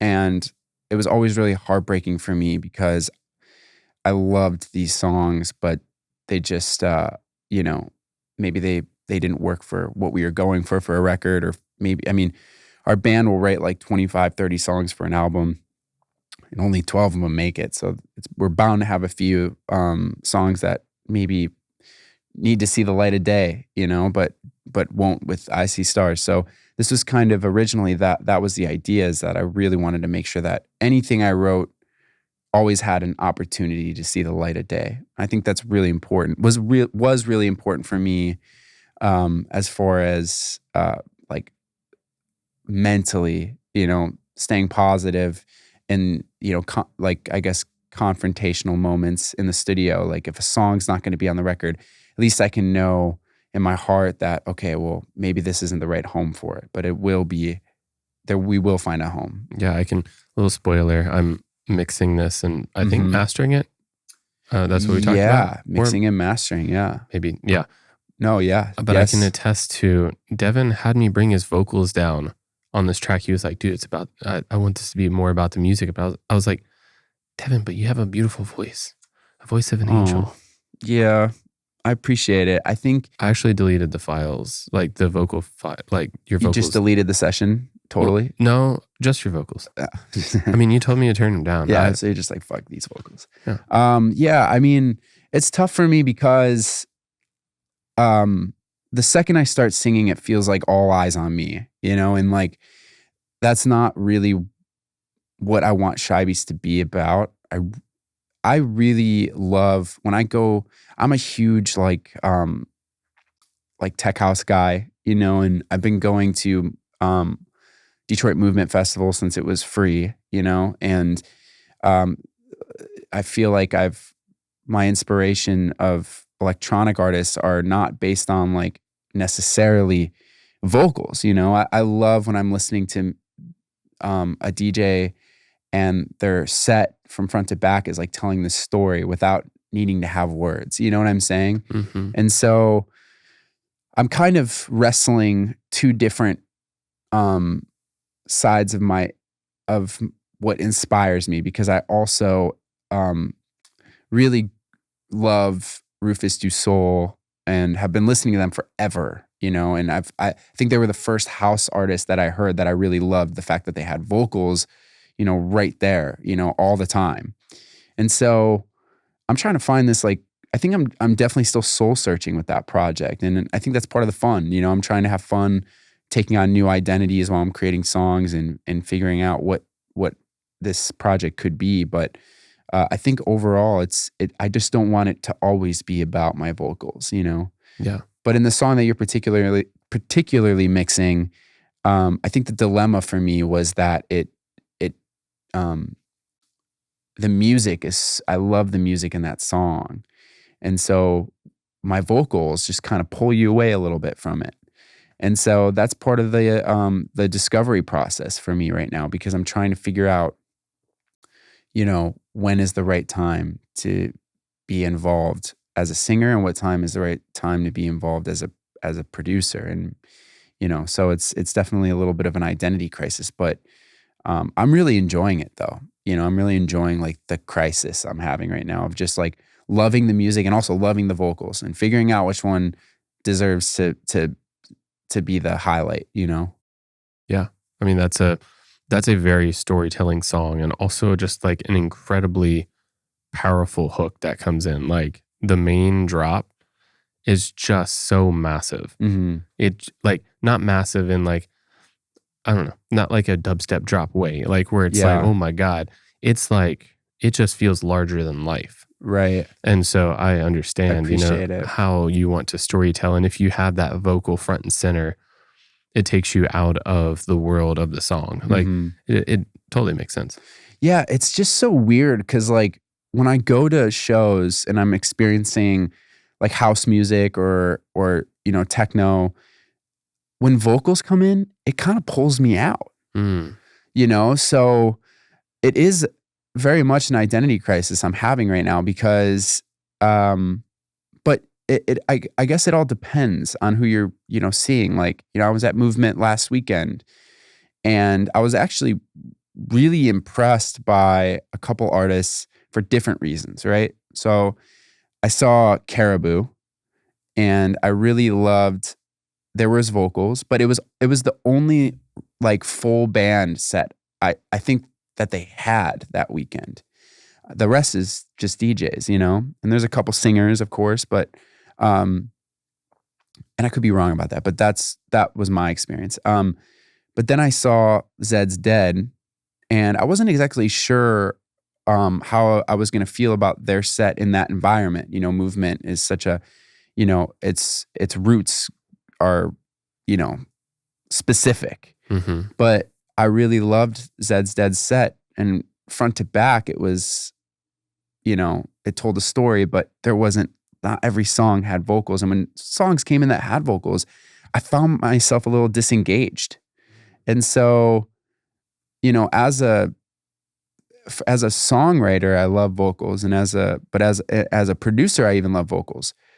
But I think like when I'm thinking of it as someone who attends these shows, I don't. So it's like this really conflicting thing I'm dealing with this project. Well, I mean, I have to ask then, because I know that you really love Skrillex's set. I mean, I fucking love him. Yeah, his set was amazing at Movement. But it's generally very heavy on vocals. It is, yeah. And that's what I was actually getting to that, because then I saw that set, and that set was a incredible set. I mean, he's really great at curating sets, especially for Movement. I mean, he's been coming to Movement with all of his projects for a while, So he had a really good way of kind of knowing, his audience. And I mean, I'm sure he knows his audience anywhere he goes, but I could tell at Movement he definitely did. But yeah, there was a lot of vocals, but I didn't mind it as much, And so I think that, but he's also was playing, a different style, it wasn't really, I mean, he was playing house, but there was a lot of dubstep involved. And I feel like, and there's a lot of room for vocals in that, whereas house music, sometimes there is and sometimes there isn't. It all depends on the song. But in that particular song we're working on together, it feels to me, and I feel like we're having an inside conversation because no one's heard this song yet. But in this particular song, I used a lot of analog synths. I used, my Prophet 6, and I used, one of my Moogs, and there's such beautiful sounds. I just want them to be the highlight. So it's a little bit of like, there's a little bit of soul searching happening, but like I said, I'm enjoying this. I'm actually enjoying the identity crisis. I think that's what this project is supposed to be.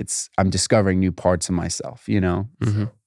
Yeah. So I want to pivot now to an existential question, maybe, Mm-hmm. or a bigger question of, what does success mean to you?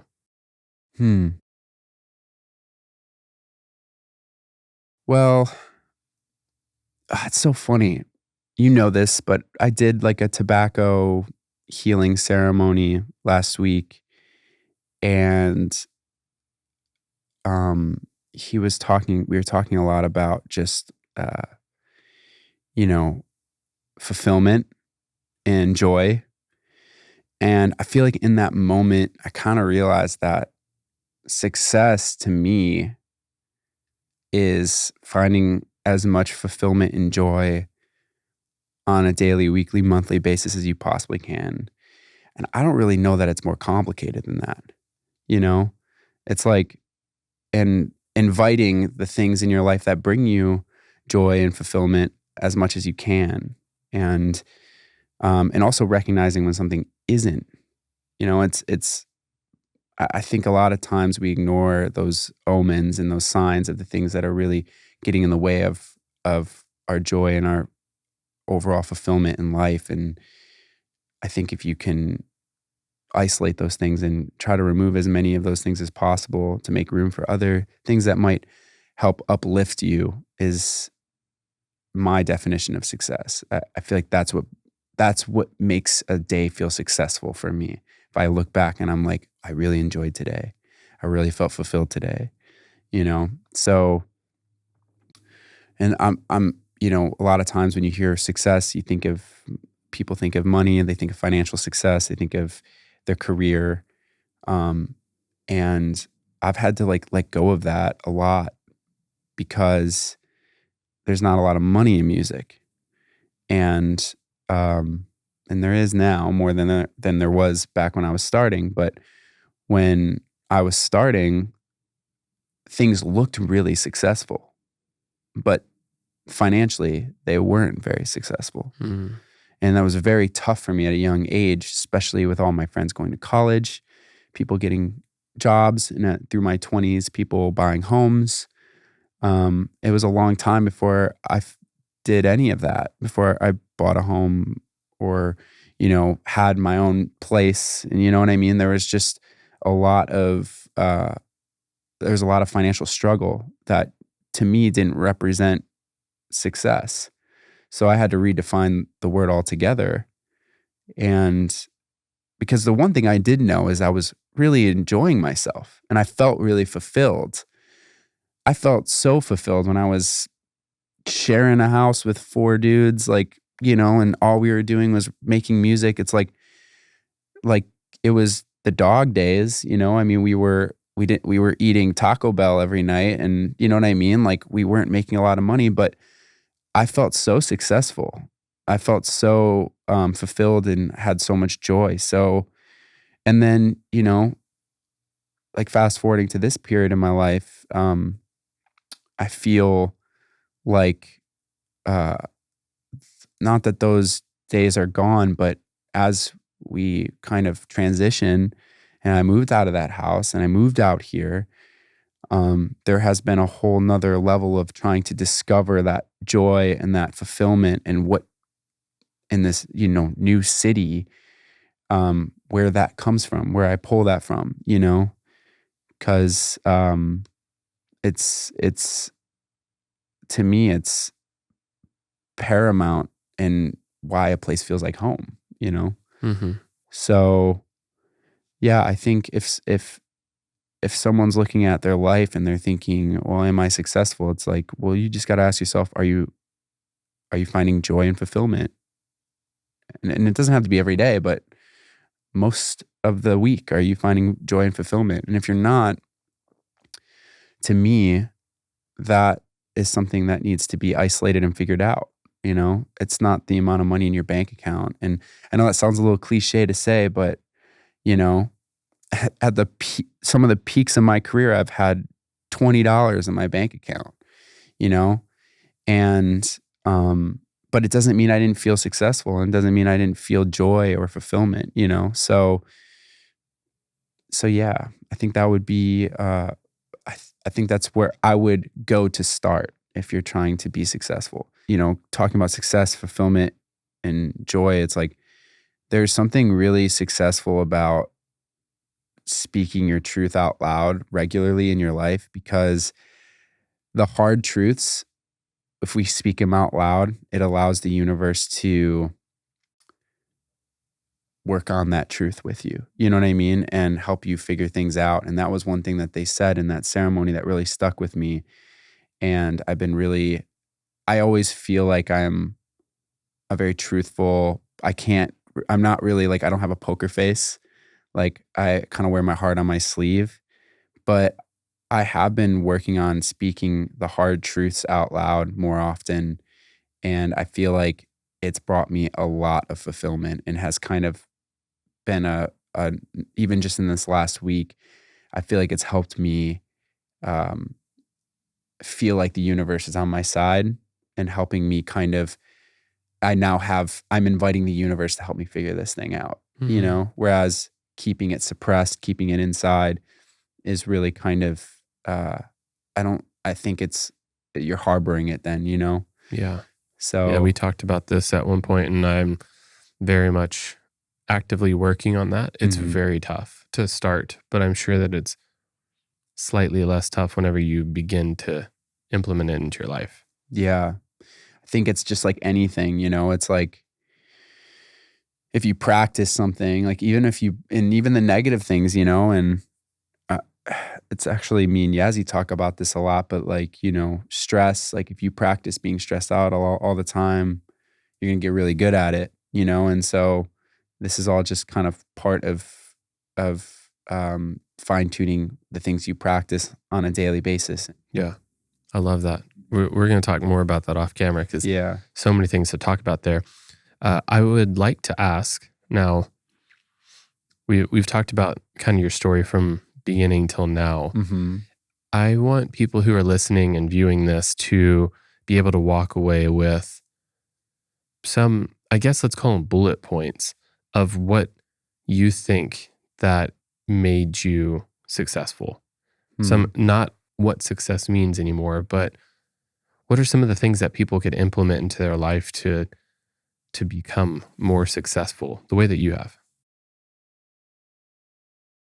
Oh, well, in these moments I have imposter syndrome because it's hard to believe that I am where I am today. A lot of the time we got to tip our hats to luck, and timing. But I think that at this point it's I've realized that it's getting the spark, having a spark in your creative endeavors is not really necessarily the hard part, because I think there is a little bit of luck and a little bit of timing that happens with the spark, but it's how you keep the flame lit, And for me, like I am incredibly involved in everything I do, but I think that what has really helped me succeed is inviting people in to and letting go like of certain things and letting people help you and letting people guide you and always being, a student. I- I'm going back to the ceremony because the shaman said you cannot be a mentor without being a mentee.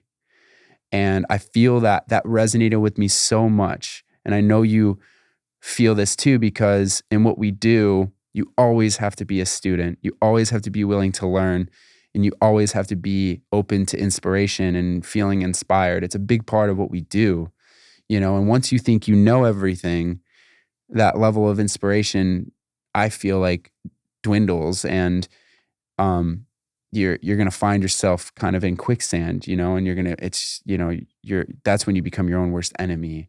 And I feel like my whole career I've been pretty good at allowing myself to. I've never thought I was the best at what I do. I've never thought I was like, the greatest of all time.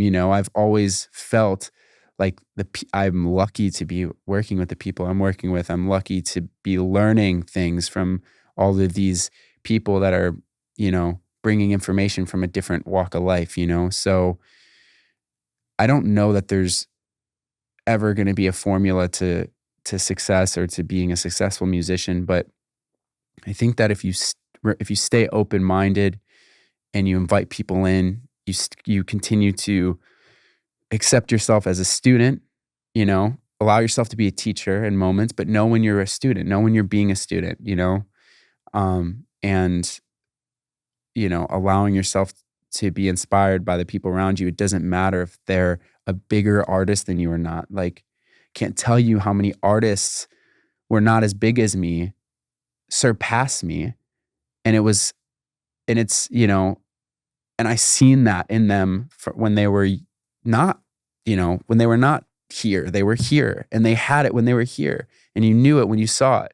It's like, you never know who's going to go on to do really big things. So allow yourself to be a student, allow yourself to always learn from people. It doesn't matter if they're above or below you. I don't even know what that means, but it's like, allow yourself to learn from everyone around you. I don't care if they're the opening band or the headlining band. It's like, everyone's got something to say. Everyone's got something. Everyone knows something you don't, and they can also learn something from you. You got to let that two-way street exist, So I think, I don't know if that makes any sense. I don't know if I'm just going on a tangent, but I feel like it's really the biggest piece of advice I could give someone who's trying to, really get involved in any facet of music, is just always remaining open, always being a student, but giving yourself credit. Allow yourself to be a mentor. When you feel like you could teach something, teach it. But when you feel like someone's trying to teach you something, don't resist it. Don't let that ego put a wall between you and this person who's trying to show you something, I love that. I really feel that from you. I mean, our entire relationship, I've felt that from you. Like, that you are very open to whatever people have to say. If they have some kind of advice, you're open. You're also open to giving feedback, which is awesome. There's this thing called flow state, and it's where time doesn't exist. Creation just kind of flows out of you in any way, shape, or form that you're creating, but everything else disappears, and it's just you and the work, and whatever comes out just feels effortless. And we've talked about this before, how just time just disappears. Yeah.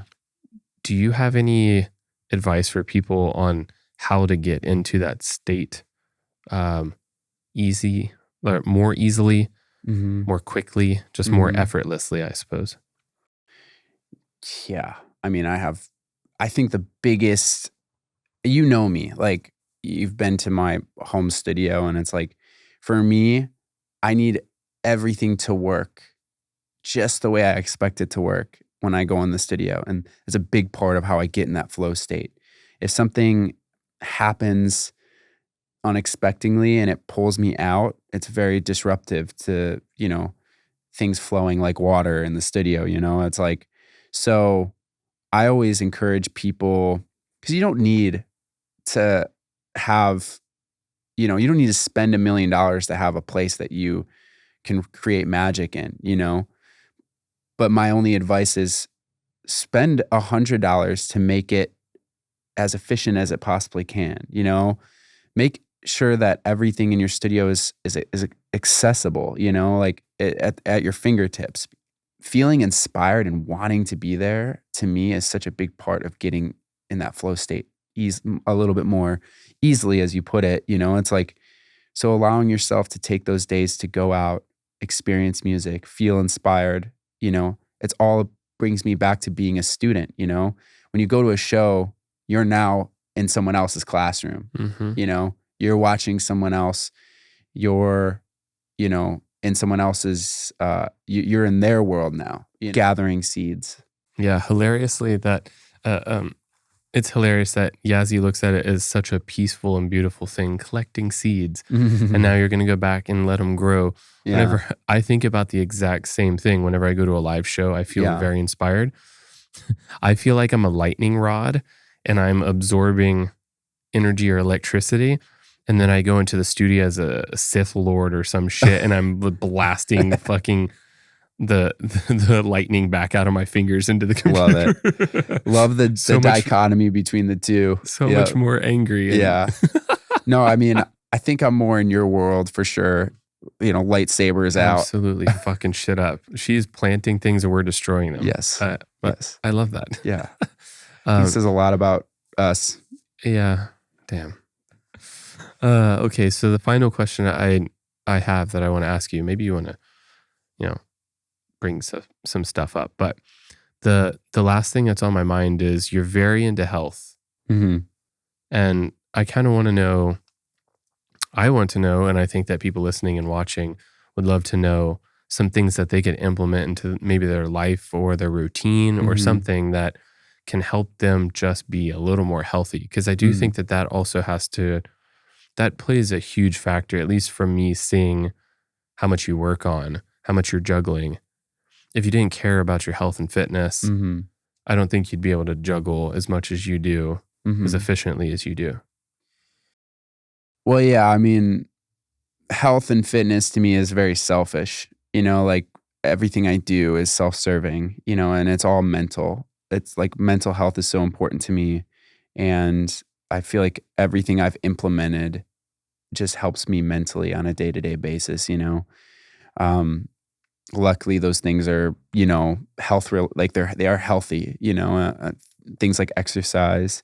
I think exercise is so important and we talk about it all the time. Everyone's talking about it. There's so many different avenues and information, avenues of information that are flowing on the internet where you can, hear people talking about the health benefits of exercising and all of its, it just all of its, all the positive benefits that your body gets from it. But for me, it's all mental. I think that lack of exercise for me, it means that my mental health could go downhill. And so I don't compromise exercise, even with a broken wrist. I'm still, going and walking on the Stairmaster and doing things that are, getting my heart rate up because it's going to help me mentally throughout the week. And I think that it goes the same with, I'm a big cold plunger and that. I feel like that is all about mental health, even though there's all sorts of other health benefits of cold plunging, reducing inflammation and stuff like that. For me, it's all mental. It just really helps me and my mental health, So I found all these avenues and now I've just I've become an addict. Anything that I think could help my mental health, I'm trying to implement it into my day-to-day life, I'm a big mouth breather at night, so I wear hostage tape over my mouth when I sleep. Baby. And it helps. Yeah, exactly. So, that for me, good sleep means, good mental health, and so better sleep means better mental health. I've always been good at sleeping, but this has just improved that, and eating healthy, same thing, like I love eating shitty food. We talked about Taco Bell. Yeah. Big Taco Bell guy over here. I love Taco Bell. But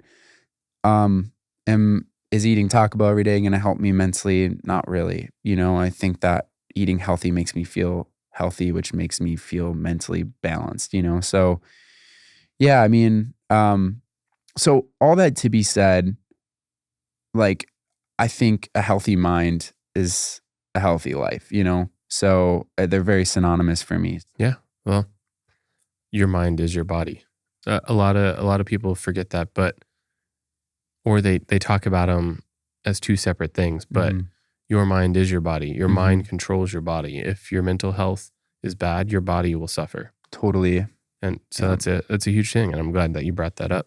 With that being said, Devin, dude, thank you so much for coming on here. Of course, man. Thanks for having me. I know we've been talking about this for a long time, and I think that you're doing a really cool thing by inviting people in this little safe space you've created, and it really does I feel comfortable talking about some very private things here. So I appreciate you inviting me and letting me be a part of this new venture of yours. Of course. Yeah. Thanks for sharing, man. Of course.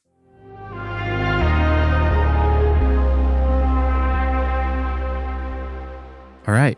So now that you've listened to this episode, Devin is such a good buddy of mine. So, we had a lot of fun talking about, I guess, some inside jokes and inside stuff that only him and I know that you got to witness, but really just like have a great talk with somebody who's been around for so long and seen so many bands come in and out, new ways of making music come in, old ways out, just somebody who's been there, but somebody who just also is very wise and has great feedback and information for us to learn. So one of the things that I wrote down that I really loved about this episode is, again, how important it is to cultivate a strong local scene around your music. I say again because whenever I talk to Bardo, same thing with Beauty School Dropout, the local scene matters so much.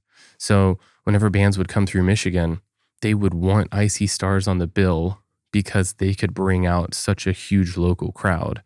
And I still think that that's underutilized now.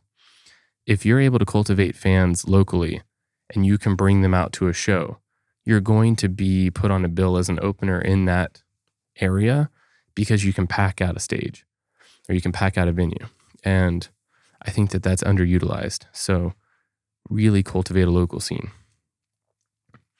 I loved talking about Devin's side project, shYbeast, and the importance of just having another creative avenue for your ideas, that you don't have to talk with your band members and you don't have to run through filters. You can just do it. And yes, of course, you do get feedback, but having a creative outlet where you can put your ideas that are not in a band is so, so important. So if you're listening to this and you've been thinking about doing that, do it. What do you have to lose, right? I loved whenever he talked about speaking the hard truths out loud. It will allow for more joy in your life because you're not holding things in. You're just being uniquely you. It will help guide your tribe, your people, those who resonate with your truth to you, and those who just don't really, love what you stand for away from you. And honestly, that's just how you gather people around you who will elevate you, will support your ideas because they're in line with them. I think that was just hugely important. One of my very favorite things he said, though, I think this is the biggest takeaway, is create a space. No matter what the craft is that you make, music or art or anything. If you're a clothing designer, make sure that the studio or the workspace that you work in is very conducive of any idea that you have. You can reach and grab the thing. You know where it's at. Things aren't cluttered. If you have a creative idea, you're able to execute it immediately because it allows you to stay in the flow of creativity. If you're going to look for a thing, or you have to unplug something to plug something else in, and then you have to set it up, maybe that creative spark or that idea is lost because you can't instantaneously be able to act on it. So just create a space conducive of creating art. Lastly, I will say that this is one of the reasons that I created this podcast, but just dropping your ego and allowing people who maybe are more established or less established than you give you feedback, and you learn something from those people without an ego, with just open ears, will allow you to go so much further in life. I can remember so many times when I was shut off to collaboration or creativity from somebody else, or feedback, or anything from somebody who quote unquote was less established, or somebody who was older, and I thought oh, they're not in touch with what's going on now. Those times in my life are definitely ones that I was growing at such a slower pace than whenever I was open and willing to accept feedback. And that doesn't mean that you always have to listen to it, but just being open to it, I think, will always put you ahead of those who are closed off, and vice versa. Just talking about this, in my podcast, I talk to guests who I think have reached a level that all of us can learn from, and I'm here to just listen and learn from what they have to say. And I don't need to agree with everything or implement everything that they say into my life, but I'm here to listen. And I also think that this podcast is a platform for the other side where I can give back. I've been doing this for a while, and I have learned so many things the hard way and the easy way, and from all different walks of life. And I'm here to not hold that, to myself and gatekeep it. I'm here to spread knowledge. So I think receiving and giving knowledge is one of the ways that you can really, really further your career, your life, your everything. And whenever Devin talked about that, I just thought that was really special, and I needed to put in this end key takeaway kind of moment. Thanks for listening to the Grounds for Success podcast. I want to thank all of the people who work on this podcast and help me out. My team is everything to me, and without them, I couldn't bring these to you every single week. I couldn't post on social media, with all the clips that we have. And so I thank you guys so much. I want to also thank all of my clients on the mixing and mastering side, because without you, I could not have Grounds for Success. So thank you so much. If you're enjoying the Grounds for Success podcast, please follow, like, and subscribe on whichever platform you're listening or watching on. It helps us out a ton, and I want to keep getting this content to you in whichever way you listen or watch.